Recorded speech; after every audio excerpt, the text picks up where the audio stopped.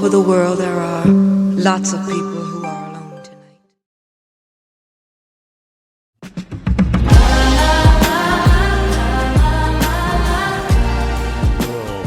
According to this is the Englishman who lives in Sweden on Dreamcatcher Radio. 6 houses burned down, 2 shootings, 1 bomb. It's a quiet week in Sweden. Rachel Hyde, what a surprise, there's a song in that, and the queer Keir defended her. The Antichrist version of Robin Hood. That's what Rachel Reeves really is.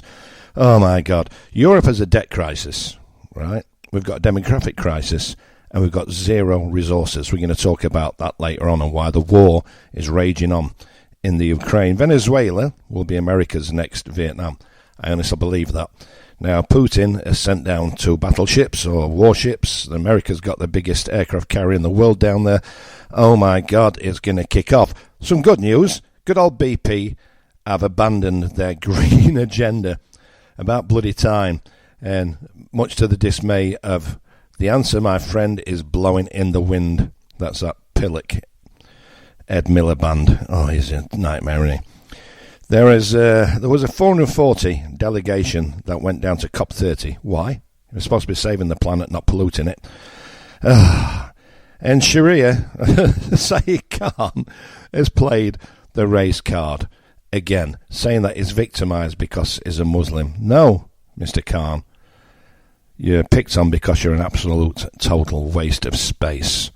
You've destroyed London and New York. If you want to see what's going to happen to you, check up there. We've got so much to get through today and so much good music as well. We're going to start off with a song that my ice hockey team, Rugler, always enter the ring to, or the arena. Here's a little bit of Motley Crue to get the day started. Good afternoon and welcome to Dreamcatcher Radio.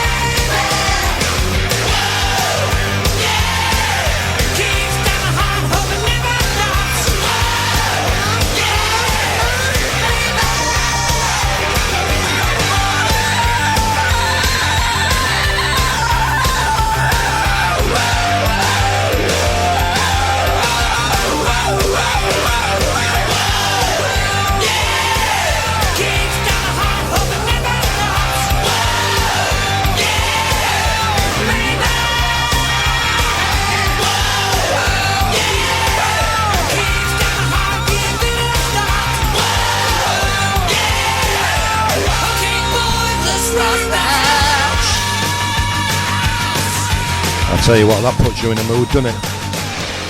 Imagine 6,000 people packed into an ice hockey arena. That song starts and Rugler come out onto the ice. Just love it. And so does my daughter. She's ice hockey crazy. And so am I. I want to give a big shout out to Dennis, the winner of Robinson, the year I was in it, who supports for FDL. Oh, that's an high impact energy song to start with, isn't it? How is everybody out there? Is the sun shining on you? Are you feeling good? Is life being kind to you? Oh, I think if you're British, life's been pretty cruel at the moment. And if you're Swedish, you know, Sweden have just sent another billion, or milliard, another milliard krona, another billion to the Ukraine. Now, get this. This is not for the war machine. No, those days are gone. You know, I think everyone's pulling the plug on that. They've realised it's an uphill swim. But they're sending $1 billion, excuse me, so Ukrainians can have electricity, heated houses, and food at Christmas. Now, the last time I looked, a lot of people in Sweden are freezing. A lot of people are starving because they can't afford the astronomical cost of living. I'm actually doing a concert now on the 14th of December in Ängelholm where we're raising money. My daughter's always joining me, and my youngest daughter, Luna, she's doing a Lucia talk. That's where they put the little candles on their head. And that's at 3 p.m. on Sunday the 14th, and that's raising money for underprivileged children. Swedish, I have to add. I'm only doing it for Swedes. Charity starts at home. That is my whole philosophy in life. Now, Ulf Kristersson is sending $1 billion to Ukraine for the people to have electricity and food. Ulf, try sending some to your own people, you little squirt. I don't know if you've seen Ulf Kristersson. He's about 3'2". Oh, sorry. And the party that I voted for, SD Jimmy Åkesson's been eating all the pies, and he's pretty much pulling the strings of what's happening in Sweden, and his right wing, and he's starting to be a bit extreme right wing. Luckily for me, yesterday I got my new paperwork all done and dusted, so I'm totally free and all right to travel within the Schengen district, which is 29 countries now, and I think Cyprus is joining in April, so that's 30 countries. So in principle, I don't need a passport to travel. So all these new checkpoints they're putting in, like Checkpoint Charlie, what they're putting in for third world, and Britain's now classed as third world, I avoid that because I live inside the Schengen area, so I can go pretty much where I want and sing where I want. And do I want to go somewhere else and sing? I don't know. I really don't. I don't know what I'm going to do. I'm so enjoying being back in Sweden. I'm so enjoying seeing my kids all the time. I'm so enjoying life, meatballs, potatoes, as you can see by my gut if you're watching on Instagram, which is Englishman in Sweden, Englishman.in Sweden. You can follow me there. I'm doing a live right now, and a lot of people are watching. Hello, Instagram. How you doing? Or TikTok, I should say. How you all diddling? But you know, it's a a real bad state of affairs, and you have to wonder why the Europeans, Ursula von Trop, whatever her name is, that idiot who's not elected as the European leader, and Starmer and Macron and whatever that dickhead is, the new chancellor in Germany, why they're so adamant on pursuing this war, which is obviously being lost. Might be a little clue here in the Donbass, right? Donbass region, which is it was a very hotly contested area, and Russia have taken it now. In the Donbass, they've got $7 trillion worth of rare earth minerals. That's more than the whole of Europe. This is the only reason Europe wants to fight Russia. But the way now Russia has, listen, get this, Russia has $75 trillion worth of rare earth materials. You know, we can debate, we can say who started it and why it started, but the point is that the Ukrainians are getting smashed, they're getting smashed to pieces. And the rare earth minerals are what make the conductors. Do you remember when Ursula von Trapp, she said, well, Russia are running out of conductors, so they're taking the conductors and the little pieces of metal out of the washing machines. Do you remember that? Do you remember that absolute retarded excuse unelected woman said? And I'm not being sexist by saying that. She's a woman, I do believe, unlike Mrs. Macron or Big Mike. But remember when she said that? The Russians are running out of conductors, so they're taking things out of washing machines to keep the planes in the air and the rockets flying. I think she got that the wrong way around, don't you? She got that arse over booby. And it really makes you wonder why Starmer gave away the Schengen Isles, which is loaded with rare earth minerals. It makes me wonder, and how China are building a super embassy on top of one of the main grids where all the information and delicate information passes through London to MI5 and so on and so on. Israel, America and other countries are now stopping to share intelligence with the United Kingdom because we're untrustworthy. And can you blame them? Honestly, can you blame them? You've got a Prime Minister who's totally is living in a different reality, is an Islamist, is homosexual. Not that I've got anything against homosexuals, but he should come out the closet. I don't think anybody should be sitting in a position of power who can't be honest about their sexuality. That's just my opinion. But I think we should all know where he hangs, left or right. So obviously both. I don't know. You've got Rachel, who looks like a Lego piece, Reeve, lying. She lied, totally lied about being a 30 billion black hole when apparently she was told it's 2.5 billion, and she lied so she could take from the working class and give to the lazy slobs and illegal immigrants. You can't argue that. You've got Ed Miliband, who looks like Gromit, and he's got this mental idea that green energy will save Britain. It's bankrupting Britain. You can't get away from that. Yvette Cooper, she's useless. She ain't got a clue. I mean, she really doesn't have a clue. David Lammy, well, I don't even think he graduated junior school. I think he must have been kept back about 6 years because that man, he can't even count like Rachel. Oh, and then you've got Mahmouba Shabuba, our Home Secretary, who claims to be clamping down on the boat people and illegal immigration, and she's done it to the Republic of the Congo and another 2 countries where 10 people came, I think 3 from another country and 1 from another, and guess what? The Christians. Yeah, you got that right. Let's have some music. Here's Bon Jovi together with Joe Elliott. Make some noise, strike up the band, pull the paint off of the ceiling, sing down the walls of Jericho, one more time with feeling.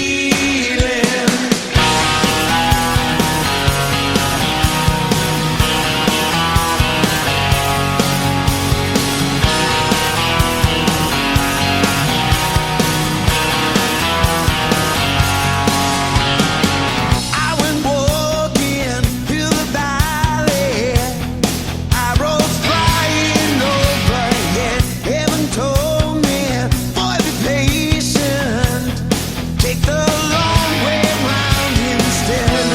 You've come too far to turn back now. Let me show you how the walls come crumbling down. Make some noise, strike up the band, pull the paint off of the ceiling, sing down the walls of Jericho, one more time with feeling.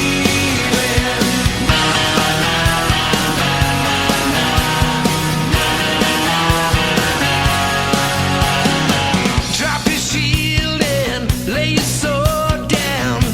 Your weapons are your voices.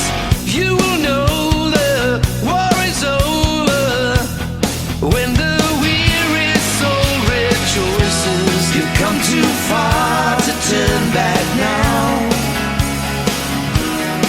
Let me show you how the walls come crumbling down. Make some noise, strike up the band, pull the paint off of the ceiling, sing down the walls of Jericho, one more time with feeling.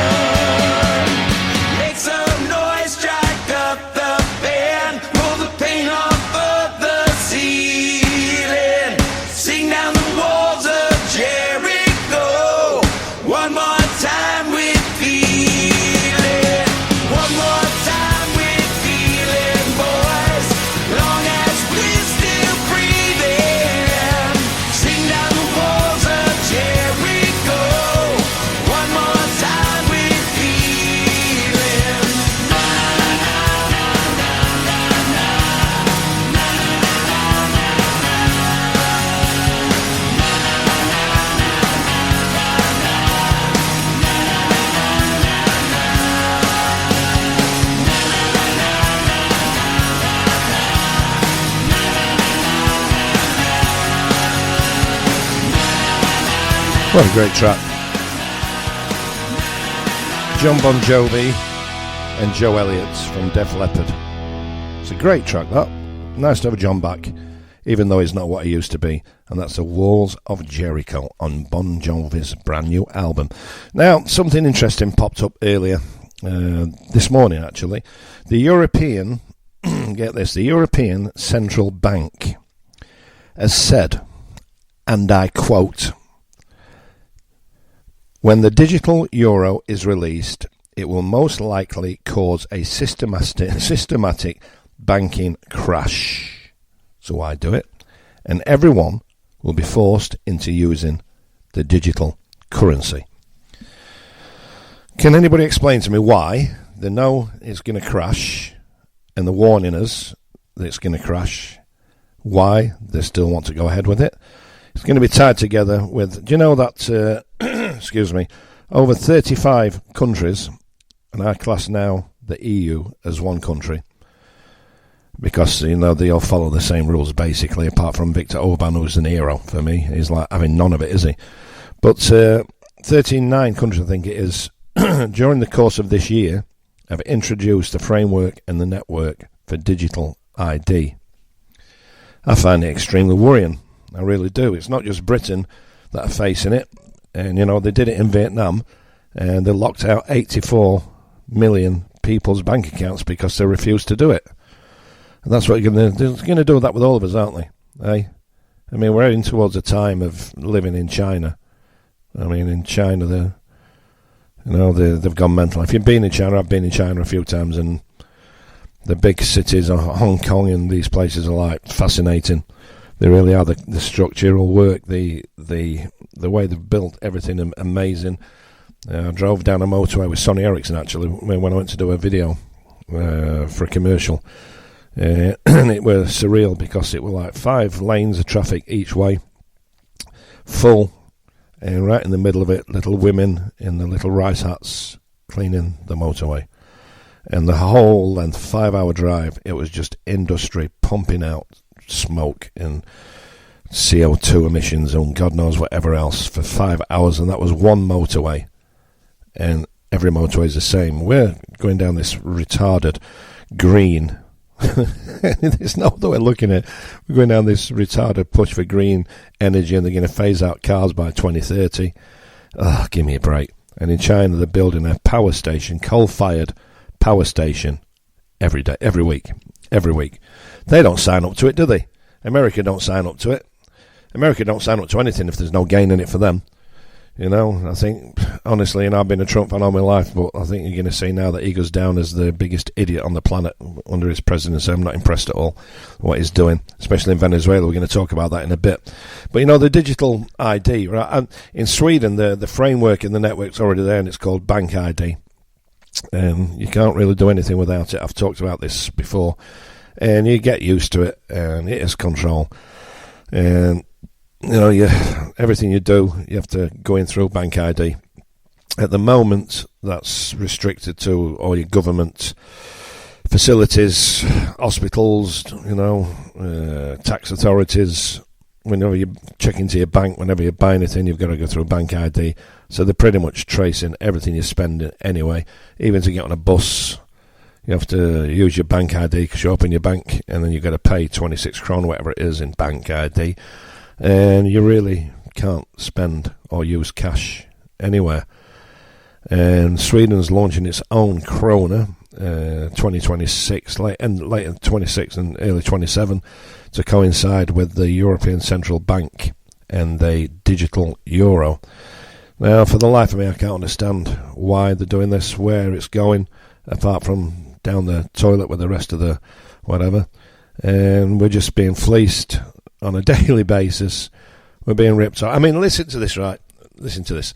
My Mac played up. I've got an iMac Pro. I bought it in Cyprus, and I can't also take it into him to have a look at it. And I got my old MacBook Pro out, and my adapter on that is the English plug. So I went to a resale shop, El Gigantum, which is pretty good actually. They're all right.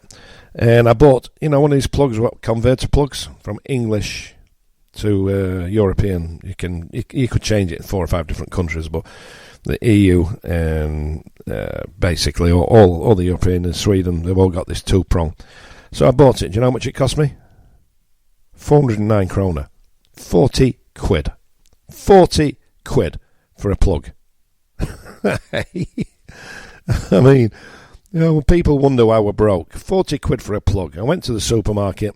I bought some potatoes, some pork to do some pulled pork and lettuce, some cream to put in the pepper sauce, and it cost me 35 quid.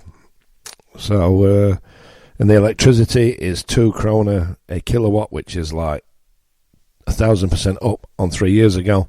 And they're putting all the blame for all of this on Putin, aren't they? No doubt they'll blame Putin when the digital euro and the Swedish digital krona collapse. No doubt they'll blame it on Putin. They seem to be blaming Putin for everything. In the end of the day, Putin's just doing what he thinks right for Russia. I wish we had a leader who would do things right for our countries instead of giving all our wealth away and punishing us. Well, you know what? Another thing that made me laugh, right? I've got a few things that made me laugh today. One was seeing Kanye West on Twitter, and it's trending. This is trending, right? Kanye West did his betrayal list. His betrayal list for 2025. His betrayal list. And he got Kim Kardashian, his mother-in-law, and blah-de-blah-de-blah. And he's moaning, he's spat his dummy out, feeling sorry for himself. Kanye West is worth billions. If he wants to start making life better, he can start by telling his missus to put some clothes on, because she's pretty obscene, isn't she? And he's got a betrayal list. So when we come back after the next tune, I think I'm going to do my betrayal list for 2025. Whoo! It's going to be hot. And I think this song will lead us in nicely. Here's Shania Twain from This Moment on Dreamcatcher Radio. Hello.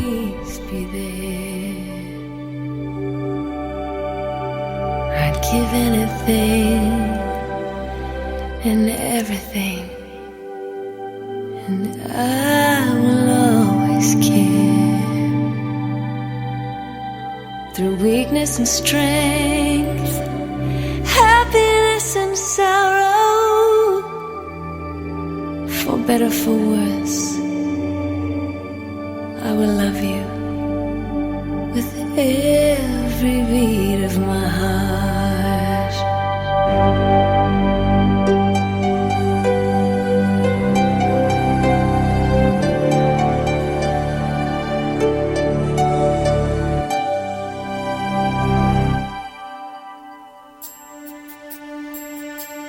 From this moment,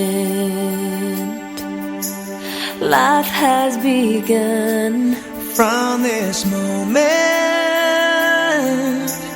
you are the one. Right beside you is where I belong. From this moment on, From this moment, I have been blessed. I live only for your happiness And for your love, I'd give my last breath. From this moment on, I give my hand to you with all my heart. I can't wait to live my life with you. Can't wait to start. You and I will never be apart. My dreams came true because of you. From this moment, as long as I live, I will love you. I promise you this, there is nothing I wouldn't give.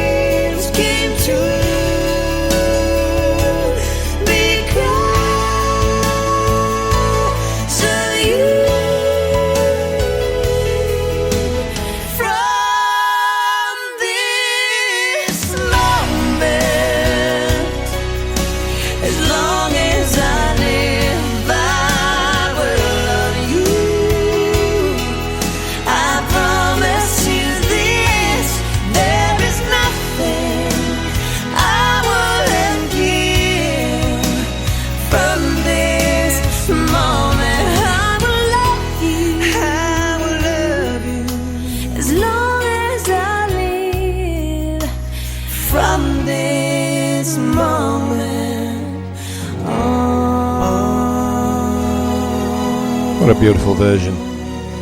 Shania Twain with Brian White. From This Moment. I think she's one of the sexiest women on the planet, actually. But seeing her recently looking like she's wearing a diaper on stage, I don't know if I still think that. And Kanye West has dropped his betrayal list on Twitter or X. I mean, anything goes on that platform, doesn't it? You know? Yeah, he's just naming people, he's just dropping people's names who's betrayed him. I don't know where I'd start, actually, because my life's been about people betraying me. But I'm going to keep myself dignified today and not name and shame them. I did all that last week with these people. So what I will talk about in depth now is Ukraine and what's actually happening in the Ukraine. And it's not a pretty picture for Zelensky or for the Ukrainian people as a collective.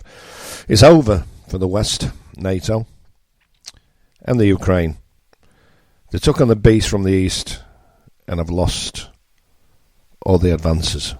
Advanced weapons, they're being wiped out. And it will take years to replace them. Ukraine need them in weeks. And it's going to take years. The Ukraine have rebuilt its army 5 times. Can you believe that?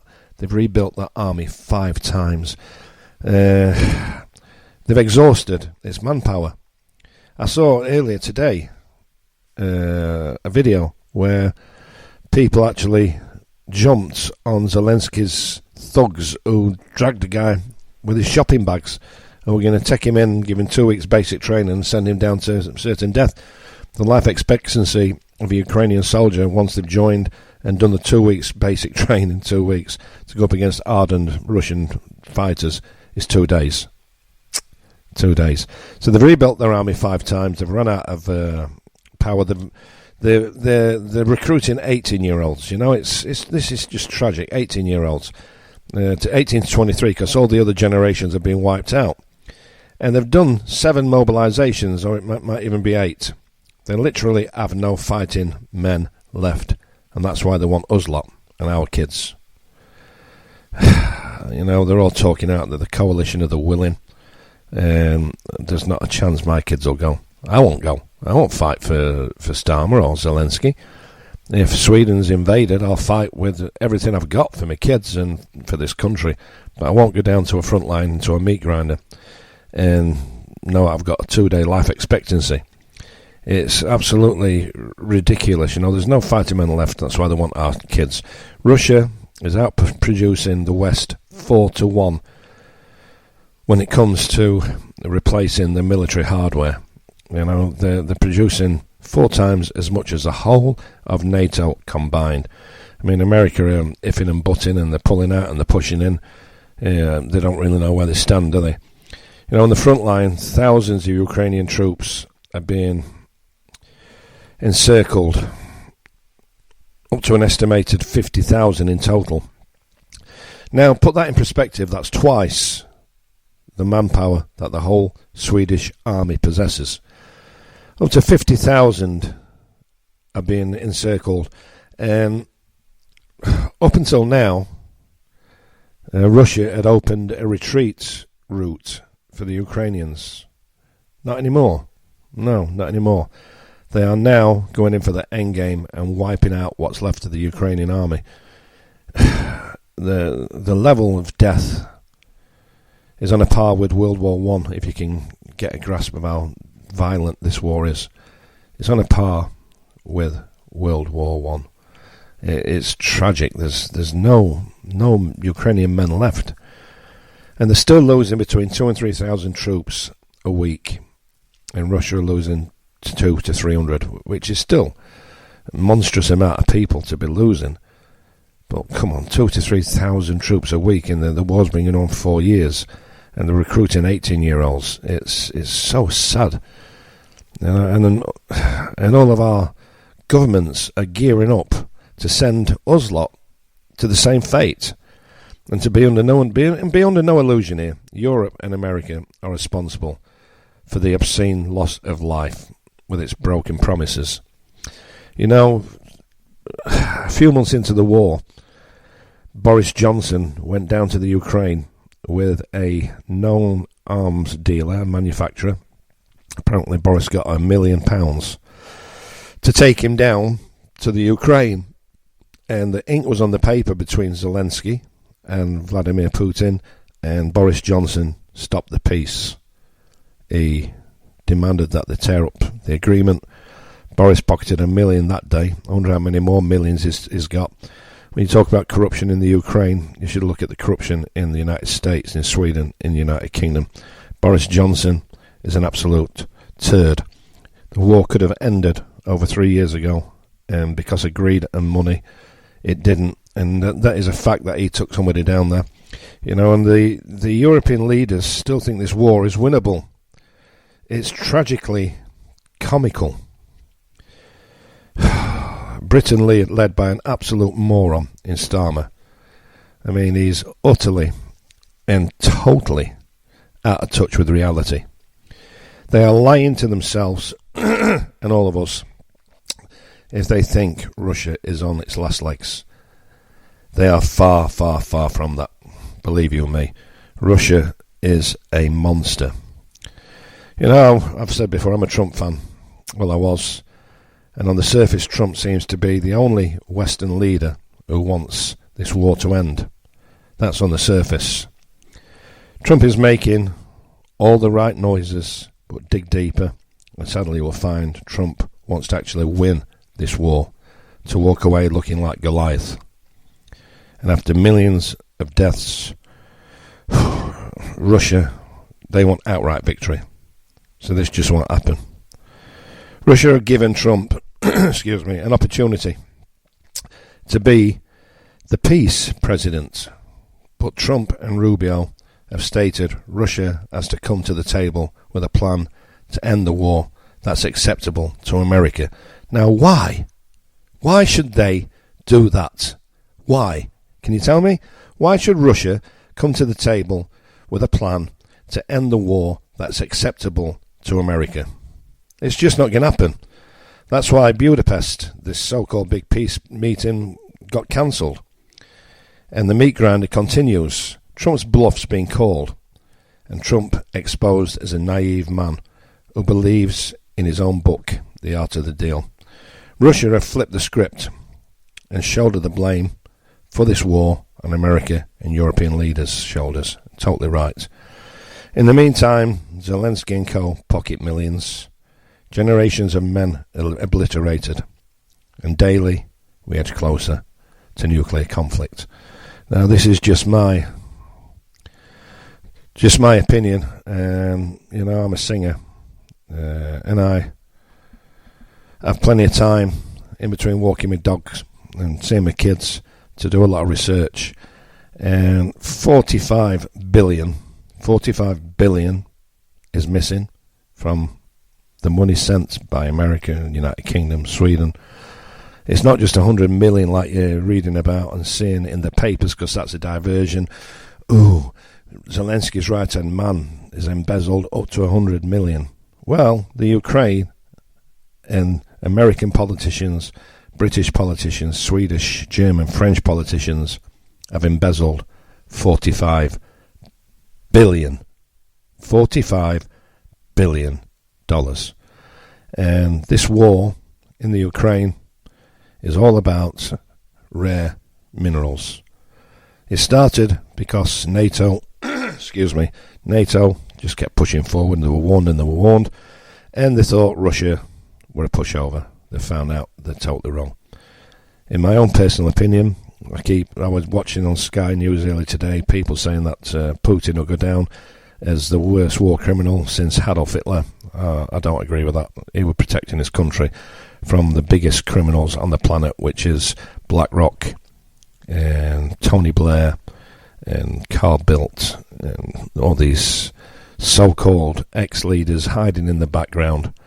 They're just absolute and utter scum who are only interested in money. They don't care that Ukrainians are being wiped out. They don't care that no children, or very few children, will now be born in the Ukraine for 2 to 3 decades.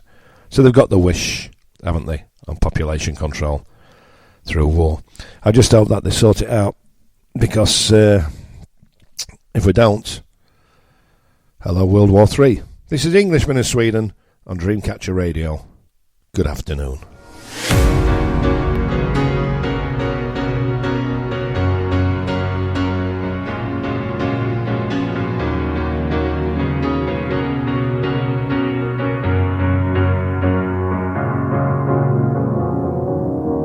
'Cause you're a sky full of stars.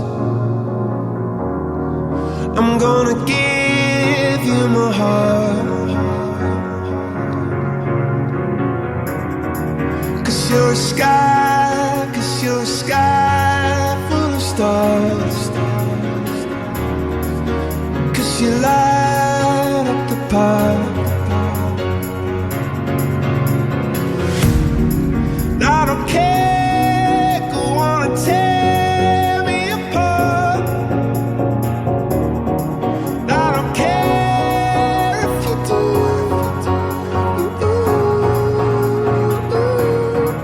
Cause in the sky full of stars, I think I saw you.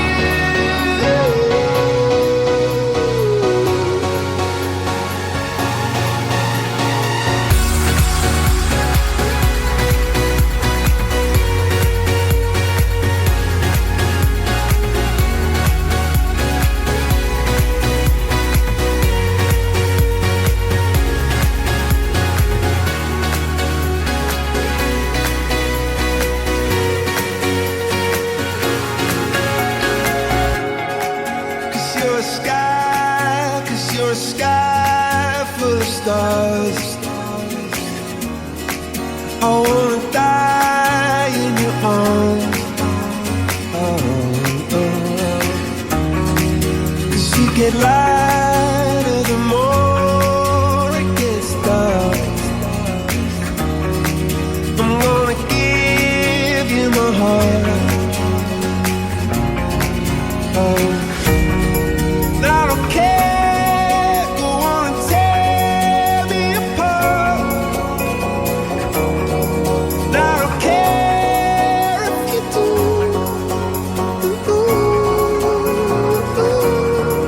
Cause in the sky full of stars, I think I see you.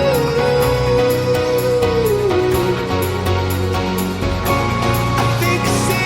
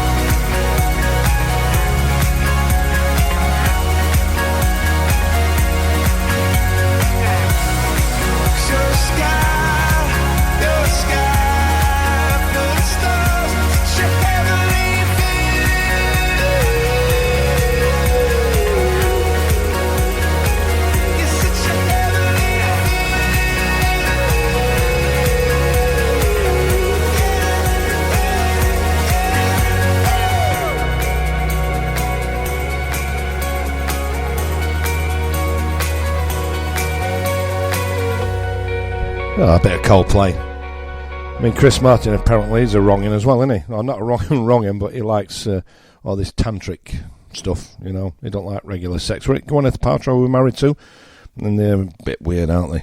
I think all these people are a bit weird. All these stars are a bit weird. They all look a bit weird as well, don't they? You know, Jacinda Ardern, right? Do you remember Jacinda Ardern? The horse-looking ex-Prime Minister of New Zealand, who's now got a really big influential. She's a big influencer again. And there's a movie, a documentary about Jacinda's life, and it's all lies.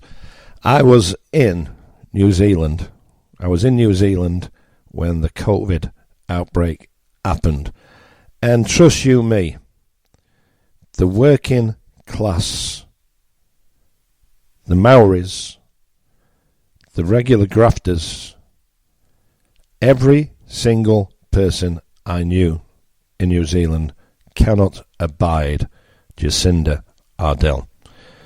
They all called her the horse devil, which she looks like a horse and she is a devil. Her lockdown was draconic. It was brutal. Now, I was there, so I should have, this is actually interesting, this. I should have flown.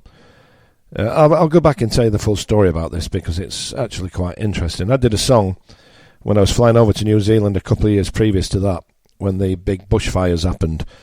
And we had to be diverted around the coastline. We couldn't fly over Australia because the fires were that dramatic. I remember taking a photograph from the window of the aeroplane, a jumbo jet, and when I landed and I looked at the devastation, and New Zealand's just next door, and there were like an orange cloud all over Auckland and all down that west coast of New Zealand from where the smoke was coming over and interfering with the sun. It was absolutely horrific. And then my daughter called me, one of my daughters called me crying, and she said, "Dad, have you seen what's happened to all the kangaroos and all the koala bears in New Zealand?" And so I looked at it, I looked it up, and I think about 2 years ago there was 15,000 koalas left in the world because 1 billion creatures died in the fires. Now, these fires could have been avoided, but the New Zealand government, saving money and planning something like this to happen, stopped dredging, and not New Zealand, so the Australian government, and the bushfires happened, and so many lives were destroyed. A lot of people lost their lives, but the damage to the wildlife is irreversible. And say the kangaroos nearly went extinct and koalas nearly went extinct. So I wrote a song called Footprints in the Sand of Time, all about what happened down there. And I started to get a lot of traction in New Zealand and a little bit in Australia because of the song I did for the Christchurch Disaster Fund. And I was a regular on radio stations in New Zealand. And I released this song called Footprints in the Sand of Time. It's about what we're doing to the planet. And I said all the royalties are going to go to animal shelters in Australia. And I got abused by the Aussies saying I were a scumbag because what about the people? And I'm like, well, what about the people? You know what's happening. The animals don't. Cut a long story short, I got invited to come over and perform on the gala that John Farnham put together.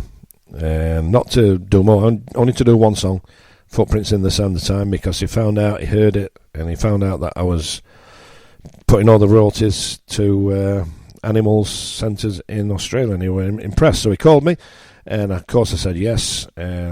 I went to book my flight, and they said, when is the concert? And I went, I think it was a Wednesday or a Thursday, and this was on the Monday or Tuesday. And I just finished my massive sold-out tour in New Zealand. And they said, well, there's a 2-week quarantine in in Australia from anywhere. So I missed that. 1 billion people saw that concert. That would have, the money that would have generated in royalties would have set me up nicely, and it would have set up the animal welfare centres. But that's by the by, right? There was a 2-week quarantine. In Australia, we're hard on the COVID restrictions. As you know, if you follow Katie, what's her name, Hopkins, I think it is, Katie, she's great. New Zealand were just the same. Jacinda Ardern was a maniac with unlimited powers. I was given an ultimatum. My flight was the 19th of March of that year. 2021 will it be? I'm not sure. I'll lose track of time. So I tried to move my flight earlier because I couldn't go to Australia, and I thought, well, I'll get out of here while I still can. I booked my flights, and the agent who booked it forgot to put my middle name in, and the arseholes on Emirates wouldn't let me check in, even though I got my ticket for 3 days later, which could have been the difference with not getting out of New Zealand and getting out. And $2,000 thrown down the toilet. It's been the story of my life.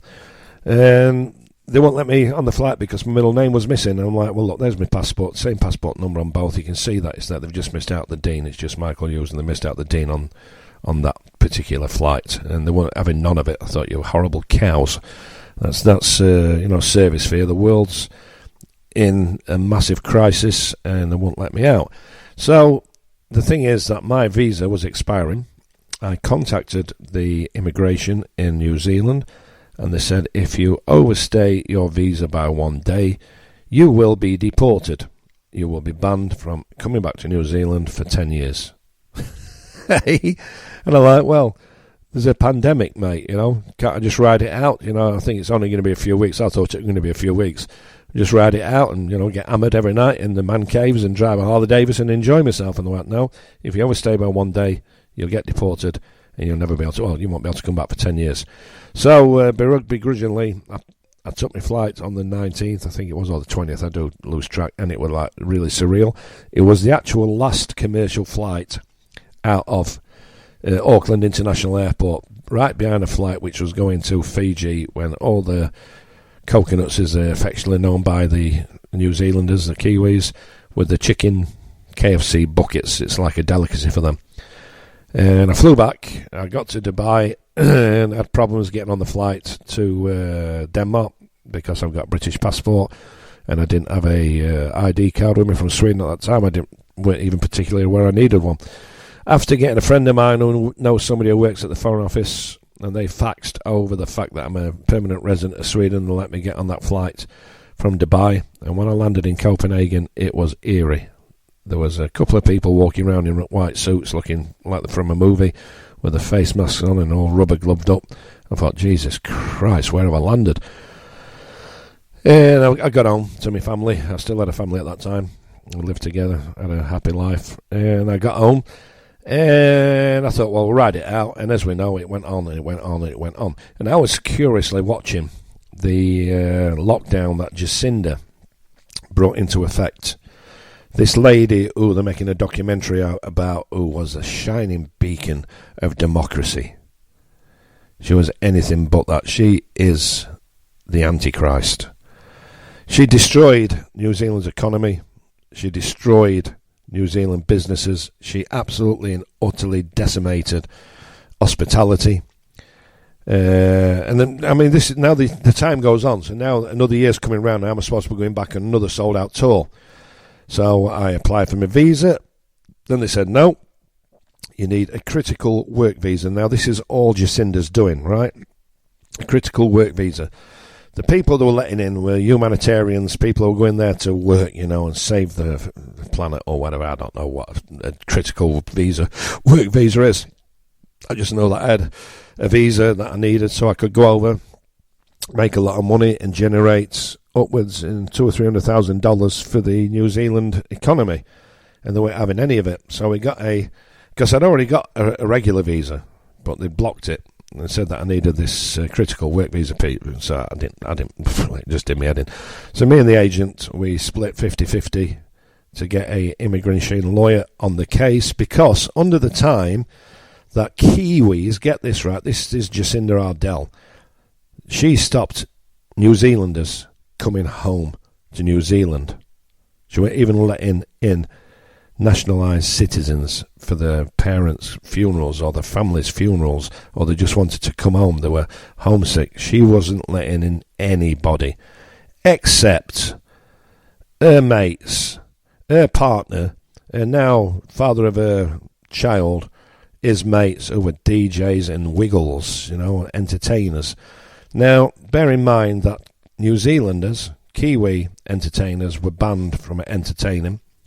But Jacinda and her partner were flying in people from Australia to entertain. They were flying in Australian ABBA when they'd already got a Kiwi ABBA. And on the visa, it strictly states that if anybody else can do the job that you're applying for, you can't have the job. That's the reason why I always got visas, because I was doing Rod Stewart and nobody else was. So this is all factual, right? $8,000 later, it still got rejected. And so we had to cancel the tour. And under the meantime, they opened up parts of New Zealand, but not Auckland. They're flew acts from other countries, or only from Australia, to entertain. And the local entertainers weren't allowed to entertain. My agent contacted his MP. His MP took it up in court and said, why is this man being banned? And yet Wiggles and our Dean's, Jacinda's friends are flying in to DJ and party. It all sucks. It really does all suck. Now, Jacinda Ardell's partner is a known drug dealer. Right? This is factual. You can Google it. And after she reopened the country, the following year, I was back again in New Zealand on tour, and I was out in the Commonwealth, and the agent I worked for had a summer residency there, and I used to go there as often as I could because it is as close to Evan as you'll get, that area. And Jacinda's got a big house down there, and I got the word that she was down there, so I thought I'll go and say hello and just ask her, why she was so hard on COVID and why she was so adamant to destroy the country. I didn't get anywhere close because 5 brutal, massive bodyguards came out of the woodwork and ushered me away. And I'm like, look, I just want to talk to her. Nothing else, Do I look? I've got a pair of jangles on, flip-flops, and shorts with West Ham on it. That's probably what did it. But to put it all into a nutshell, Jacinda is hated, truly and utterly hated by the majority of Kiwis and Maoris because of what she did to the country and to its economy. And her reward was a place working for Prince William's charity. So if anybody thinks that Prince William is going to be better than the Muslim king, Charlie boy, you can think again. They are all in bed together. And the fact that they're painting Jacinda as being some kind of hero, when if you ask a Kiwi or a Maori what they think of Jacinda, they will tell you she is anything but a heroine. There you go. Let's have some music. Ultravox. Standing on my own, it didn't mean that much to me. I thought I had it all. I didn't see the mystery. I stood the test of time and took the step to find love's great adventure. I spoke a million words.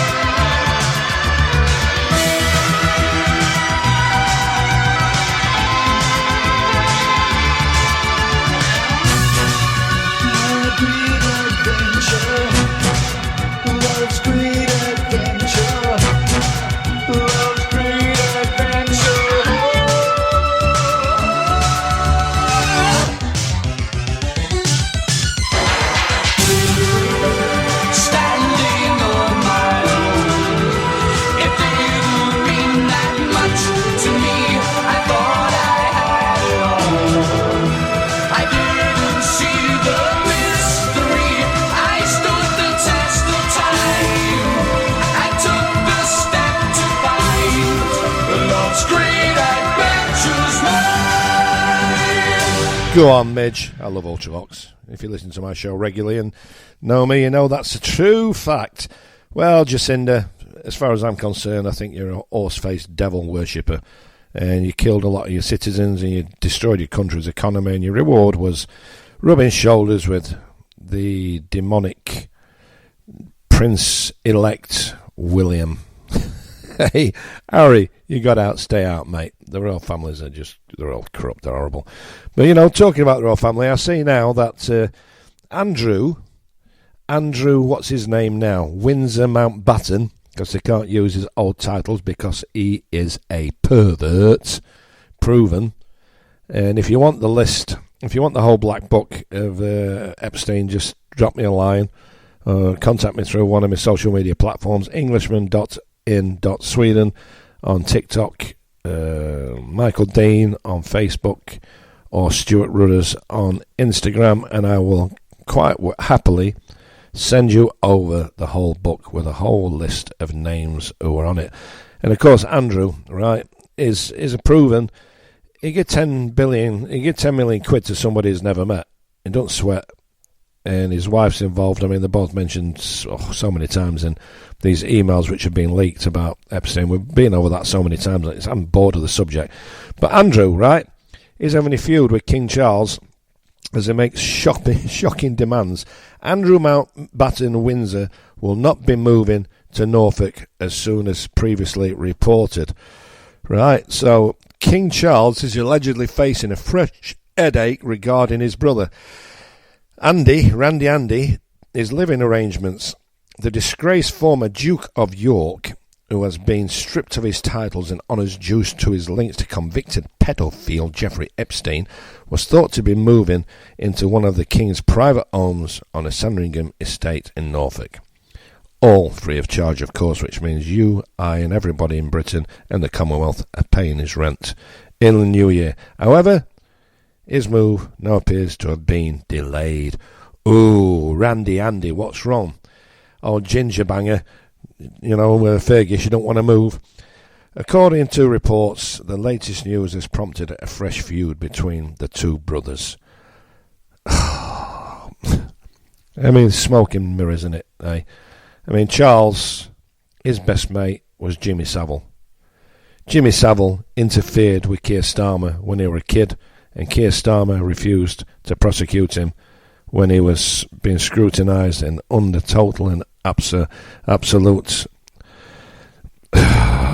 the amount of evidence against him was shocking, that he was interfering with mentally challenged children in hospitals. Sources say that Andrew is now demanding a substantial 6 or 7 bedroom house on the Sandringham estate, complete with staff, including a cook, a gardener, a housekeeper, a driver, police security, and 7 15-year-olds. The 7 15-year-olds are made up. It's 6. Former courtier added that it was always going to be about money regarding Andrew. They said Andrew is essentially being brought out of the lease, so he will haggle over every last single detail and penny. As far as I'm concerned, Andrew should just be booted out of his council house, because at the end of the day, if we're paying for it, he's living in a council house, isn't he? Hey, you know, we're paying for him, so they should just boot Andy out onto the street and see how far he gets. And as for Charles, well, the less we say about him, the better. You know, I'm in the middle of my Christmas shows over here in Sweden. I'm doing Huffsala and then I'm going to Hampstead. In a couple of weeks I should have gone to the East End of London, but due to some, I don't know what they've been playing at in London, I think it's the state of our industry that nothing's guaranteed anymore. So I'm changing. That's why I'm changing my career. I'm stopping touring. Health issues have got something to do with it. I'm stopping doing long-term residencies overseas. I'll do flybacks, etc., but I'm not doing these long-ass 6, 7, 8 month tours anymore. I'm going to drive a truck and sing when I feel like it, because I've done mine. I've been around the world 6 times and I'm just sick and tired of it. I like broadcasting, I like podcasting, I like singing. I like doing my memos. I've done 3 memos today. You know a memo? It's when you get me to sing a song and send a message to an associate or a wife or a friend. Happy Christmas, happy birthday, whatever. I do loads of them. And that's thanks to Rod Stewart booking one about 5 years ago, which went viral. But I'm pretty much tired of it. I should be in London, so I found myself with a weekend off because they've totally cocked up. I'm not going to, like again, cost of living. A return flight, Copenhagen to Stansted, 350 quid. Cheapest hotel I could find. And it were a dump, £90 a night. Car rental, 300 quid for 3 days. Well, 2 nights and half a day. 300 quid. Fuel, exaggerated prices. Food, exaggerated prices. So to go over to England, I have to do at least 2 shows to make it worthwhile. One would only just cover the expenses, so I'm not going. Simple as that.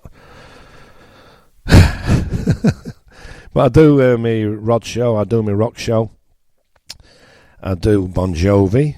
I'm doing an 80s show, which I'm loving doing now. You can catch on me doing these little snippets. I put them all up on TikTok and all these different places, so you can see what I'm all about. And I'm doing a tribute called Old Aces. I never liked Oasis. I never liked them. Never liked them. I thought they were arrogant pair of twats, to be quite honest. A friend of mine, Patrick, was a tiler. He knows the younger brother, said he's a top fella, and they drink together and does his tiling at his house. And he suggested I sang an Oasis song, and I did. And it's quite easy for my voice to do Oasis. So I've started doing Oasis, and I've got really into them. I really have got into Oasis. Welcome to Michael Dean, the Englishman in Sweden, on Dreamcatcher Radio. Here's a bit of Oasis.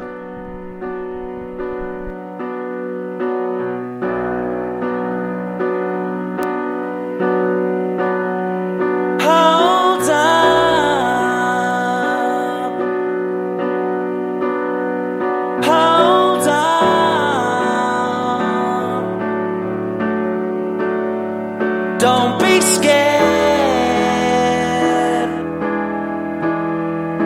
You'll never change what's been and gone. May your smile shine on.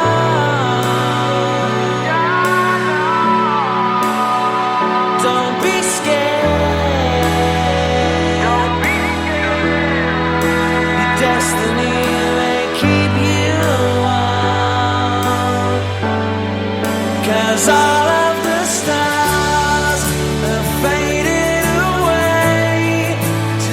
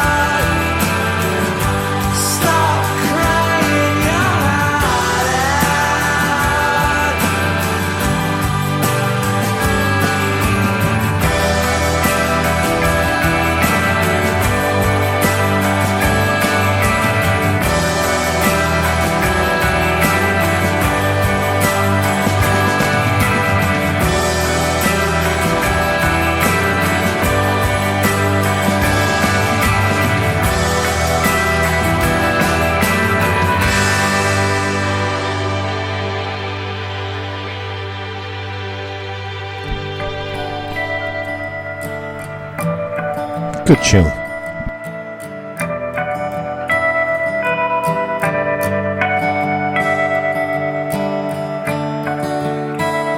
So I never really liked Oasis. I never got on with the mentality and the attitude, but now I'm doing a tribute to him. I'm listening to him. Some cracking tunes. And actually much better crafted than I thought they were. So there you go. You learn something every day. Well, right, a little bit of decent news for a change, right? The EU reveals punishment for countries who refuse to take back migrants has been rejected by the bloc. Hey, it's not all bellends, is it, who are in Brussels? None of them are elected like. But, the immigration situation across our continent is absolutely shocking. And all of our leaders don't care. I don't know what the actual reason is. I think it's because it's an army. But there's a migrant panic as mass expulsions continue and governments vow to deport 3 million refugees. Now, unfortunately, that is not the United Kingdom, and it's not Sweden. Afghan refugees continue to face deportation from both Pakistan and Iran. They're one of the highest groups of illegal immigrants, visa overstayers and benefit fraudsters in Britain is Pakistanis, and they are deporting Afghani refugees from Pakistan and Iran. It's hilarious. The tensions between the countries increase.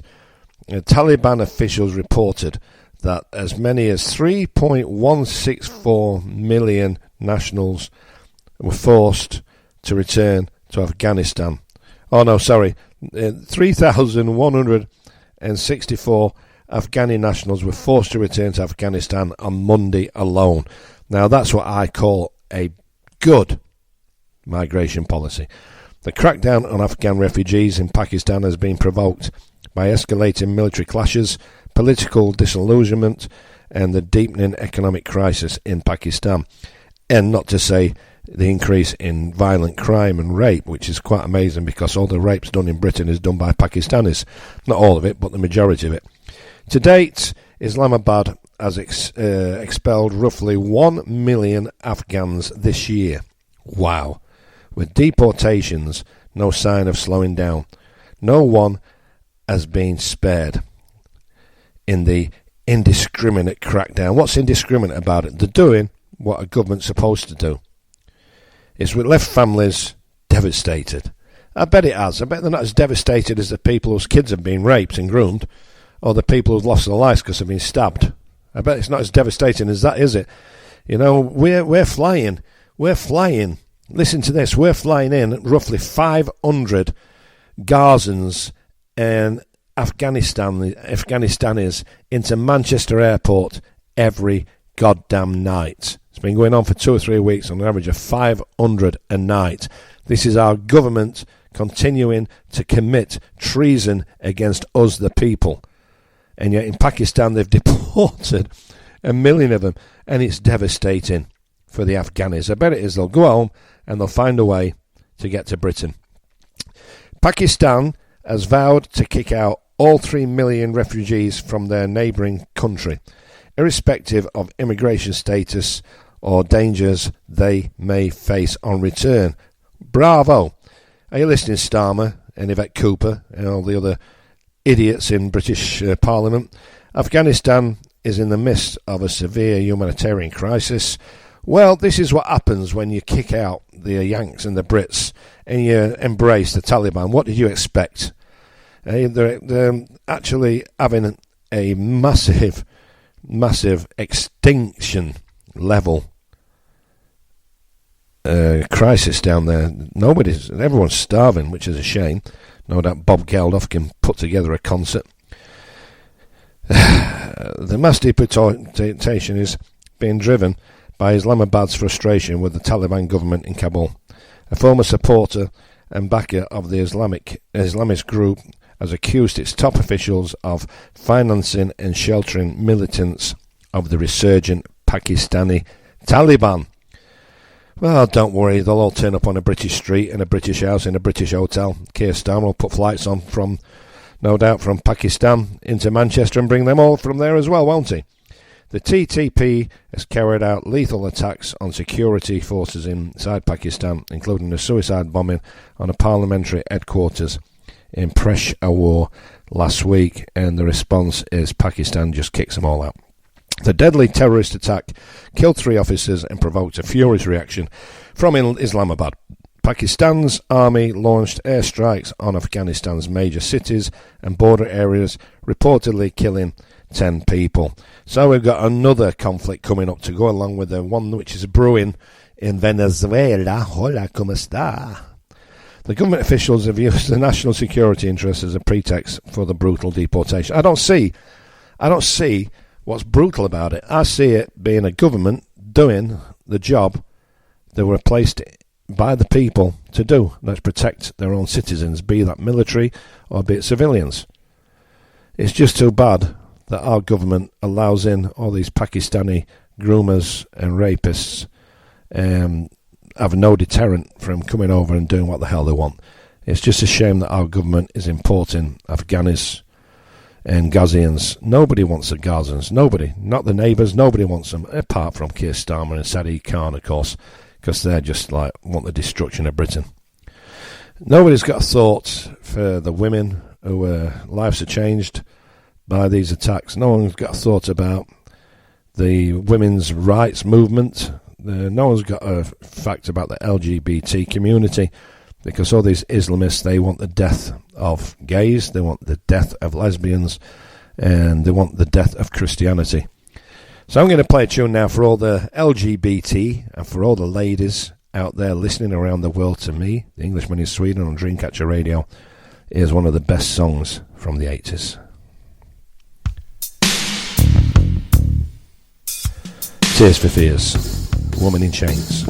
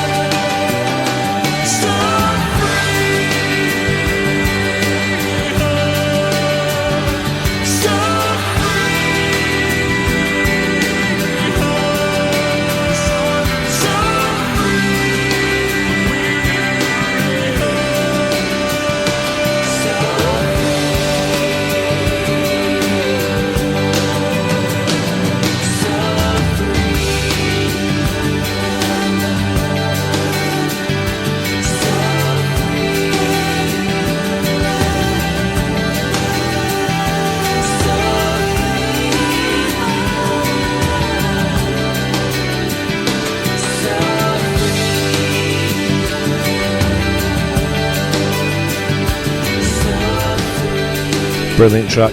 Tears for Fears, Woman in Chains. Absolutely love that track.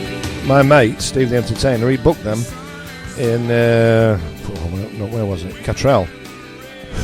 10, 9, 8, 7 years ago. I'm losing track of all time when he had a bar and they cost $5,000. And Once Upon a Time, there were the Shout is one of the biggest songs of the 80s. But you know, my why I became into tribute was a gentleman called Rod Stewart. And if you know me, you know I've travelled around the world 6 times. I sound like Carl Frock, don't I? I fought at Wembley to 80,000 people. But Carl Frock would absolutely blow that idiot YouTuber Jake Paul out the water, wouldn't he? And that Darren Till's big cop, horrible scummer. But Rod Stewart, right? Rod Stewart struggles during filming as he makes a huge error. Rod Stewart was promoting his whiskey called Wolfie. Music legend Sir Rod Stewart encountered an issue while recording a promotional video for his whiskey brand Wolfies. The 80-year-old dad of 8, well done Rod, lead in the pencil, was in Netherlands filming a social media promo, but he struggled to pronounce the name of the stock list correctly. The shop is called Gall and Gall, but Rod had difficulty getting his head around the Dutch pronunciation, which is Goal and Goal. All you have to do in Dutch is go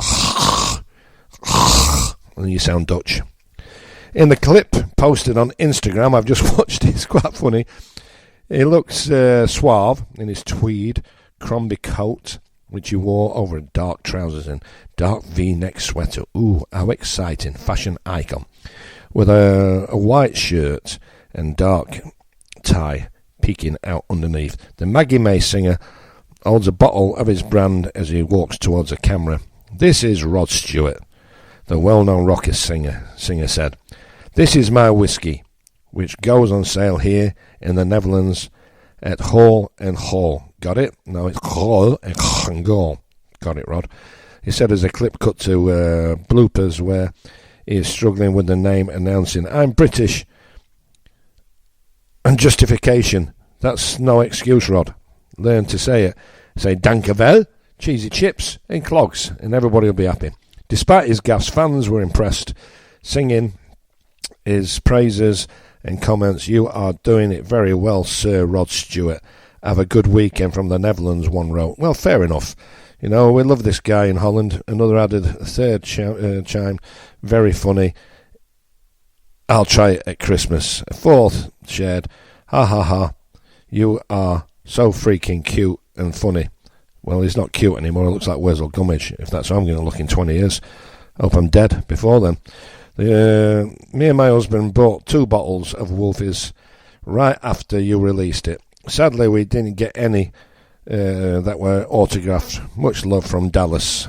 And my mate was just come back from Dallas. That's a great little tie in that. Steve the Entertainer. I know his very, very, very beautiful American girlfriend is visiting him now in Spain. And, you know, if you listen to my show, you know, me and Steve go back a long way. We work together a lot in Mallorca. And he's actually done a good Christmas song. Now, I'm not into the Christmas songs. I love Christmas. I love trimmings. I love putting up the lights. I love the excitement in my children's eyes. But I think the Christmas songs are crap. Overplayed. Born, I wish I was at home for Christmas. I wish it could be Christmas. It's like, does my bouncing. And that abysmal song that Ed Sheeran did with Elton John. Oh my God. That's the biggest pile of poop I've ever heard. But because it's 2 big names, it's sold. And Steve has actually managed to do a great Christmas song.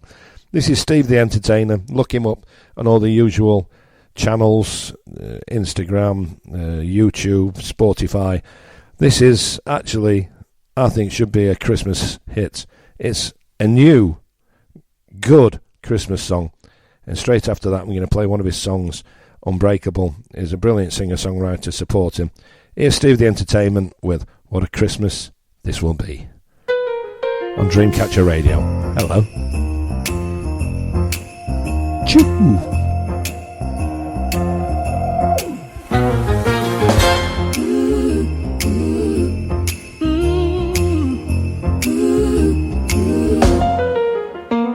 Every year was just the same, planning gifts and playing games. What a time of year this was, so full of joy and happiness. Now I'll face it on my own, and when I wake there's no one at home. Oh, what will I do? How will I do? How will it be? How will it be? My first Christmas alone and free, alone and free, free of time, and free of pain. Will every Christmas now be the same? Now be the same. Oh Lord, will someone hear my cries of pain throughout the year? It leads to this, my greatest fear, being alone, no one to see. What kind of Christmas will this be?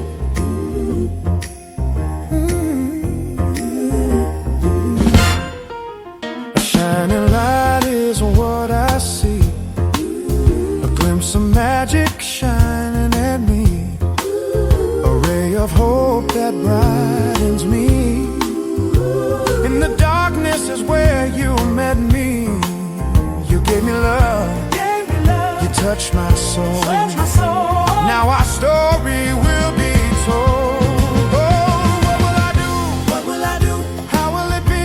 How will it be? My first Christmas alone and free, alone and free, free of time, and free of pain. Will every Christmas now be the same? Now be the same. Oh Lord, will someone hear my cries of pain throughout? It leads to this, my greatest fear, being alone, no one to see. What kind of Christmas will this be? I was praying for someone like you. All my life I really was looking for you. Tried different things, tried different lives, but nothing could touch inside. Felt so cold, felt so empty inside, but you give me everything I need.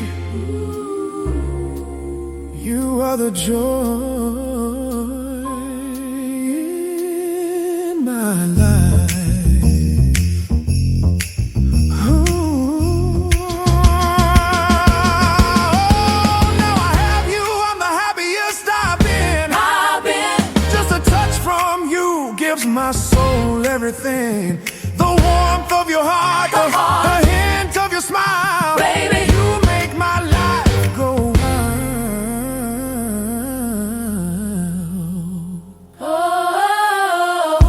Oh Lord, I guess you seen my cries of pain throughout the year. You took away my only fear, and you gave me someone here.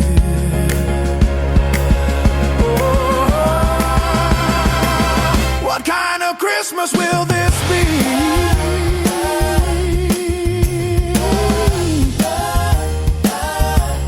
Oh, I got to tell you, girl, you gotta understand,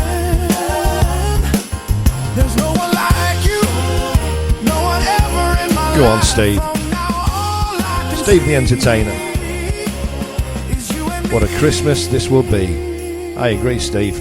I know you're going to have a good one with your lady from Austin, Texas. Yeehaw! What a Christmas this will be. Great song, great songwriter. 2 in a row from Steve. Here's Unbreakable. Brilliant singer-songwriter. You listen to Dreamcatcher Radio with Englishman in Sweden, Michael Dean, playing Steve the Entertainer. Go on, son. I gave you everything, I gave you my heart, but you walked away and that tore me apart. They say time heals, but that's not right. They said love never dies, so tell me why did mine? I ain't your fool, I'm not no more. I realized there was nothing worth fighting for. I'm done with games, I'm done with the pain. You made crumble, thought I'd break. You made me crazy, you made me hate, but I'm stronger now. I won't make that mistake.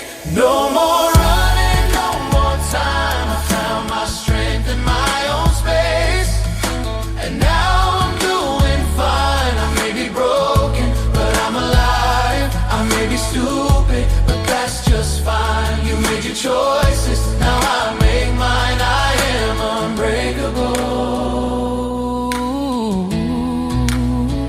I am unbreakable.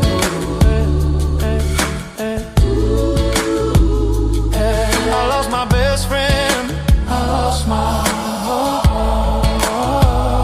And even though you tossed me away and you tore me apart, I didn't think I could cope without you in my heart. You see, it was lies,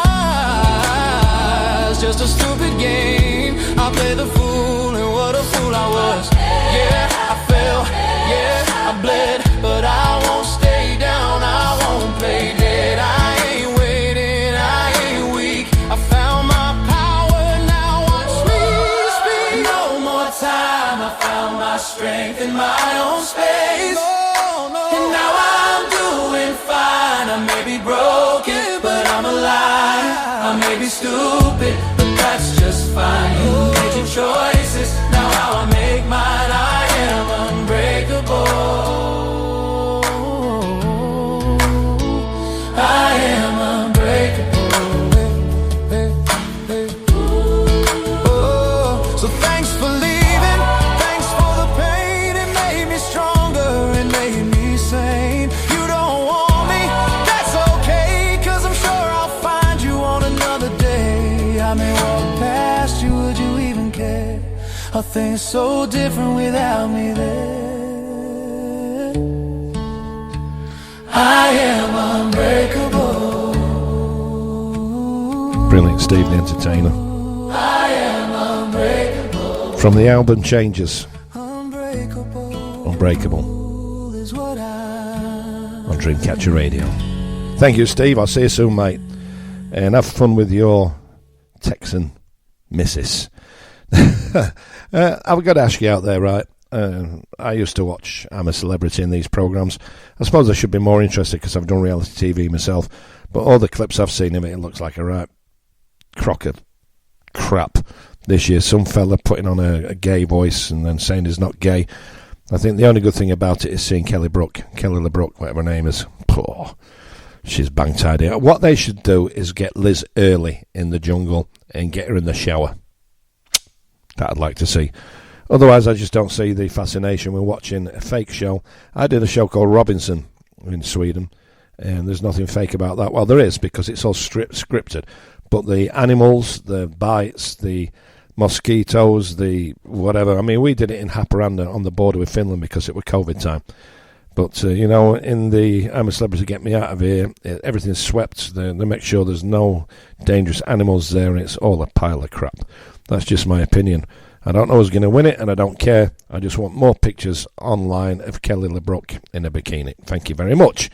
But right, let's get back now to apparently Afghanistan is going back to the Dark Ages. 80,000 strong crowd gathered to watch a 13-year-old boy execute his family's killer. And these are the people that Keir Starmer is flying in to our country. It don't bear thinking about, really, does it? You know, the 13-year-old executes his family's killer. I know I shouldn't laugh because that's nothing to laugh about, having your family wiped out. But the big problem they've got in Sweden at the moment is with underage killers. They've got a huge problem with it. They've dropped the age from 13 to from 15 to 14, thinking that might curtail how many youngsters are used in hits, and it's not helping because they changed it from 15 to 14, so now a lot of the killers are 13. Do you understand where it's heading? At 13 they should be playing with action men and finding out what an erection is, you know. That's what they should be doing instead of building bombs and putting grenades through people's windows. It's, you know, this week's been pretty quiet. I've said earlier today, only 6 houses set on fire by arson. It was a chain of houses. Started in, probably set fire to the wrong house and just thought to burn them all down to make sure they got them. Luckily, nobody was burnt alive, unlike the other week when a guy's still in hospital with 3rd degree burns. And I don't know where Sweden's going. I really don't. And I'm here for the ride. So my kids are here, and that's why I'm here, and it's where I'm staying to look after them. I'm going to drive a truck. My dog can come in the truck with me, and I'm going to sing when I feel for it. I mean, I've sang all around the world, in Las Vegas, in New Zealand, Australia, and South America, all across Europe, of course the United Kingdom, up and down Sweden. And actually now what I'm doing is I'm planning a tour of Sweden. I'm going to do, I actually never knew the camping craze, the size and the addiction to glamping, camping and trailers, the RVs. It is a monstrous £1 billion plus industry in Sweden. And I thought to myself, I'm going to look up, maybe if I'm lucky I can find 20 places where I can make a show just in Skåne and Halland, which is where I'm right in between. I'm in Skåne, but I'm right on the verge of Halland, which is Båstad, Hampstead, Vålberg, and etc., and then Helsingborg and Malmo and all this area is Skåne. And this morning I contacted 25 incredibly good-looking caravan parks in Sweden. So I'm going to do Landet Runt with Rudd and Lily and Enzo, and my daughters are going to join me from time to time, and I'm going to be flying in other artists. The meaning was this week I should have interviewed Pete Young, who was, for me, the premier Meatloaf impersonator, but I've been so busy. I really have been so busy. I didn't have time, unfortunately, to record the interview. So we're going to do it and broadcast it next week, because if you listen to Pete, it's just insanely good. And me and him are going on tour in February and March in the UK. So that's going to be fun, the Rock and Roll Mercenaries. But I contacted these places. I mailed them, and 5 already got back to me. Oh, you're Rudders from Robinson, and we've seen you on Landet Runt, and we've seen you on the SVT, we've seen you on TV4. I've done quite a lot of TV, and I was a hot property for a couple of years after doing the memo for Rod Stewart. And luckily, people have got good memories. And I'm going to do this tour of the holiday parks, the caravan parks, the glamping sites, and it's going to be monstrous, because if I found 25 plus, which looked great, just in Skåne and Halland, you've got all the way up Sweden. I'm going to go right to the very top of Sweden. It's 2,600 kilometre drive from where I am. Sweden's a massive country, and I'm going to go coast to coast across the country, taking in places that people can't even pronounce or they've never been to. And funnily enough, they all know me as a Rod Stewart impersonator, as Rod Stewart. And when I've sent the promotion through to them, they're all mainly interested in the Rock of Ages and the Bon Jovi and the Oasis tribute. Of course, Rod opens the door. It always has done, always will do. And I've got a little bit of a tinkle in my spine about it, that people are like really wanting to book it up. So I'm going to spend the next few days booking up my tour of Sweden. I'm going to get a little camper van, and me and my dogs are going to get in it, and we're going to tour the beautiful countryside of Sweden. I think there's so much negativity, a lot of negativity from me about Sweden, don't get me wrong. I highlight the dangers of Sweden, I highlight the lies that the government are telling, but it should also be known that Sweden is insanely beautiful. And I'm looking forward to taking my little show, Rod Stewart and the Rock of Ages, on tour around Sweden's holiday camping sites. It's going to be a right crack, and I love rocking. That's going to be next year, so let's have this. In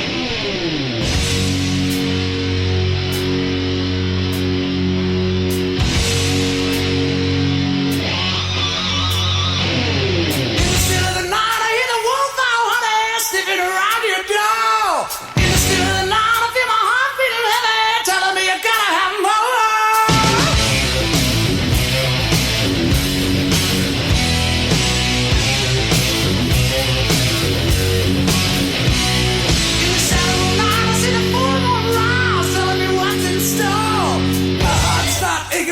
started shaking and I can't take no more.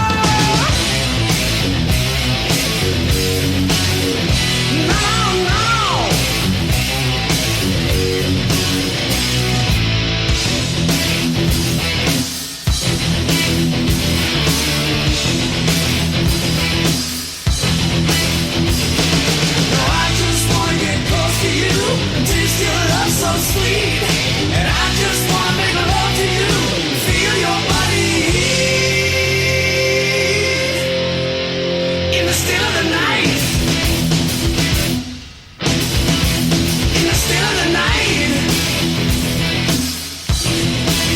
Over here, baby.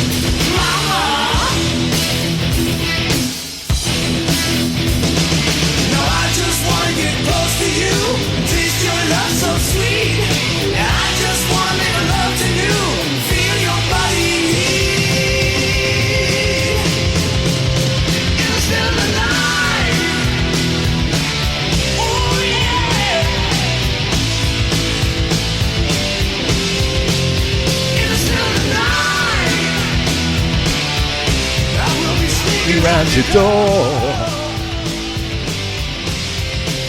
in the still of the night. Got to have you here by me. Still in the night, still in the night, still in the night. Got to have you now. Still in the night, still in the night, still in the night. What a singer covered out, my God. What can I say? Apart from genius. You know what I read with...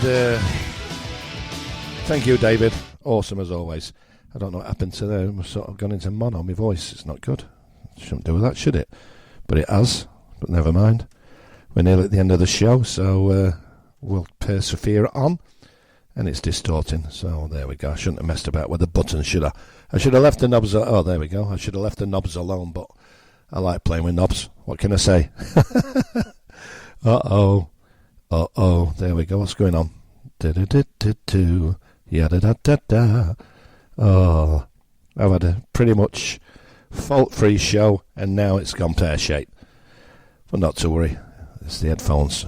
I don't know what's causing it, and it is what it is.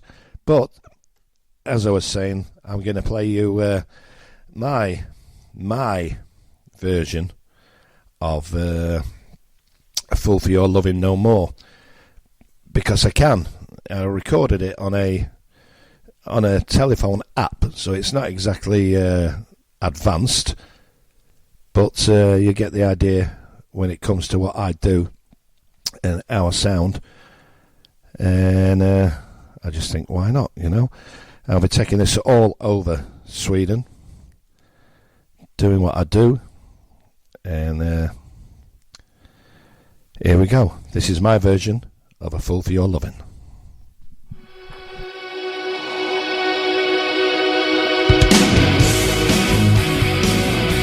Hey, yeah. Ooh. Hey, Lily.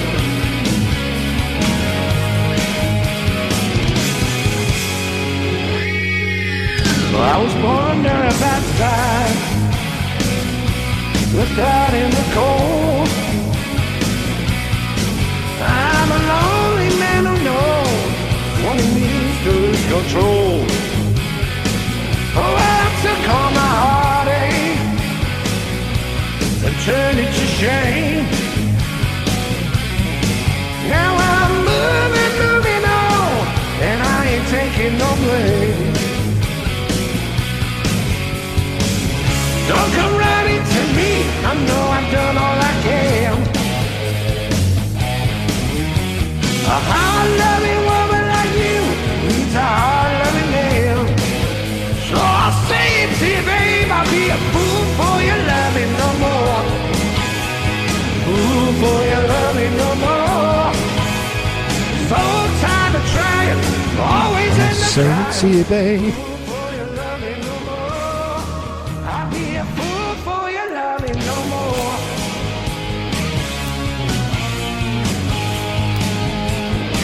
I'm tired of hiding my feelings. You left me lonely too long. I gave my heart, you tore it apart. Oh, baby, you done me wrong. Don't come crying to me, I know I've done all I can.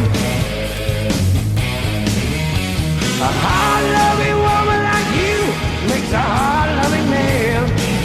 So I say to you, babe, I'll be a fool for your loving no more. Fool for your loving no more. So tired of trying, always in the crying. Fool for your loving no more.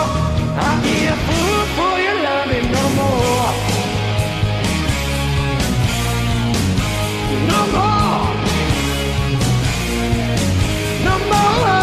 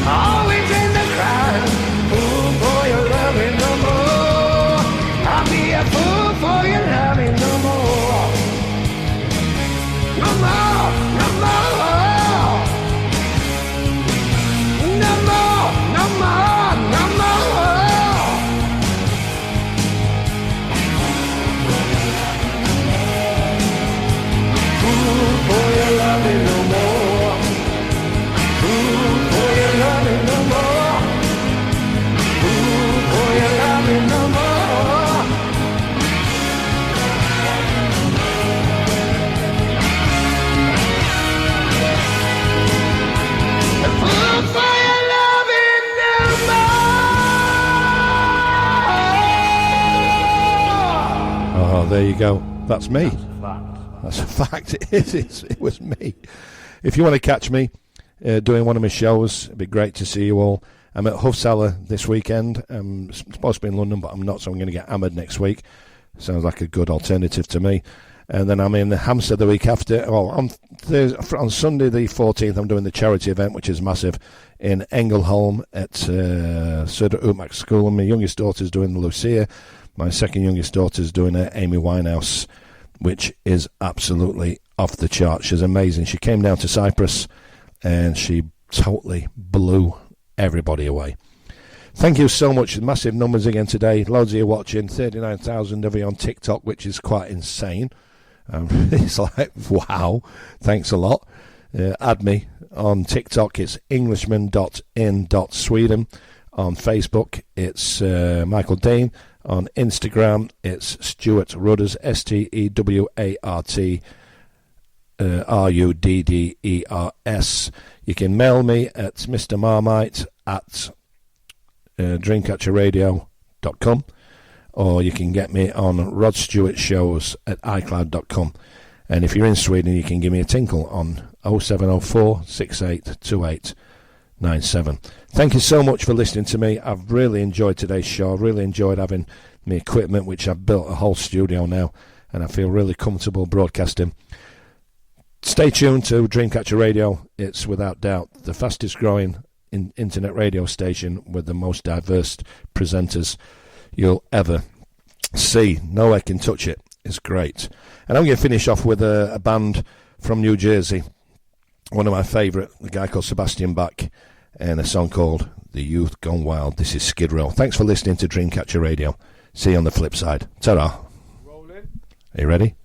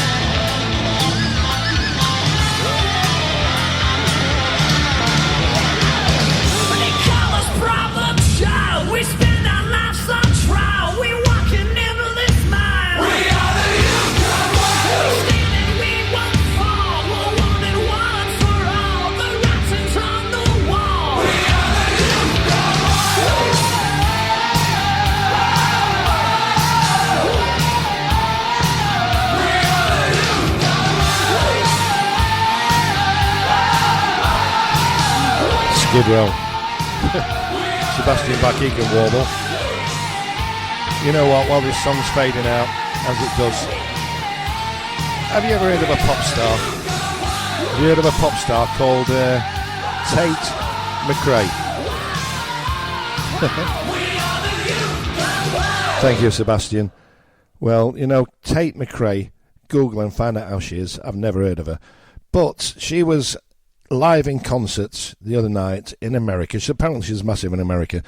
And she flipped a microphone. She turned it back to front. And Mike, she was singing into the wrong end of the microphone in a live concert. And guess what? Yep, the voice still came out like it was a record. When will these jumped up little turds understand that you don't win anything by miming? I've done over 4,000 tribute shows and shows with a rock band. I've never mimed once.